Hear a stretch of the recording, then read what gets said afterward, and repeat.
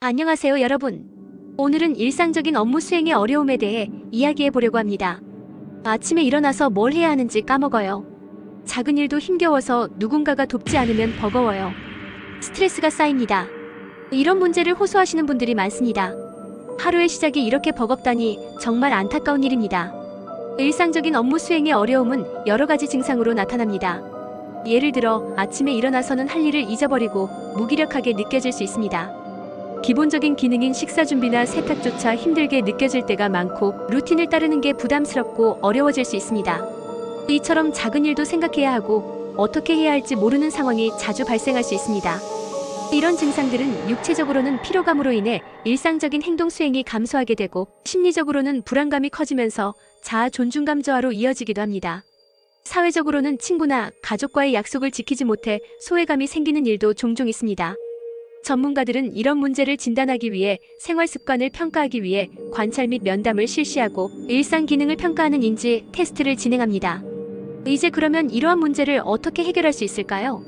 전문가들은 여러 가지 치료 방법을 제안합니다. 예를 들어 일상생활관리 기술 훈련을 통해 필요한 기술을 익히고 목표 설정과 단계별 실행 연습을 통해 자기 효능감을 높이는 것이 중요합니다. 정기적인 일정 관리 프로그램 참여도 도움이 될 수 있으며 피드백을 주고받는 지원 그룹에 참여함으로써 서로의 경험을 나누는 것도 큰 도움이 됩니다. 심리 상담을 통해 정서적 지원과 동기부여를 받을 수도 있습니다. 특히 주변에 할아버지나 할머니가 계신 분들은 이 문제에 더욱 신경 써야 합니다. 요즘 할아버지께서 아침에 일어나서 뭘 해야 하는지 까먹어 라고 하실 때 그 모습이 얼마나 힘들고 안타까움이 드는지 이해합니다. 이건 단순한 농담이 아닙니다. 할아버지의 뇌가 조금씩 힘들어하고 있다는 신호일 수 있습니다. 결국 기억의 마지막 시간이 다가오고 있다는 것을 우리는 잊지 말아야 합니다.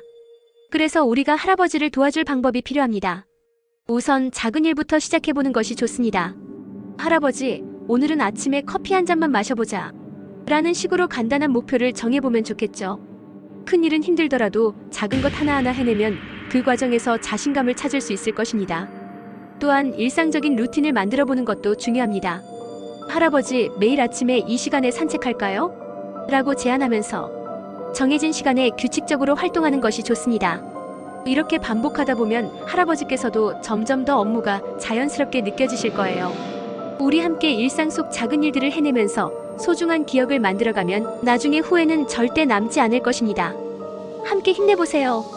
마지막으로 일상적인 업무 수행의 어려움에 대한 자주 묻는 질문들을 정리해 볼게요. 첫 번째 질문은 이런 문제는 노화의 자연스러운 과정인가요?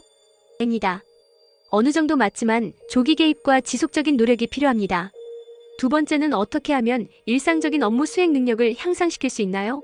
라는 질문입니다. 규칙적인 루틴을 만들고 작은 목표를 설정하는 것이 효과적입니다. 셋째 질문은 전문가에게 언제 도움을 요청해야 하나요? 입니다. 일상에서 큰 어려움을 느낀다면 즉시 상담하는 것이 좋습니다. 네 번째는 가족은 어떻게 지원할 수 있나요? 라는 질문으로 감정적으로 지지하고 일상적인 활동을 함께하며 격려하는 것이 필요합니다. 마지막으로 자가치료는 효과가 있을까요? 라는 질문에 대해서는 지속적인 연습과 일상 관리가 긍정적인 변화를 가져올 수 있다는 것을 잊지 말아야 합니다.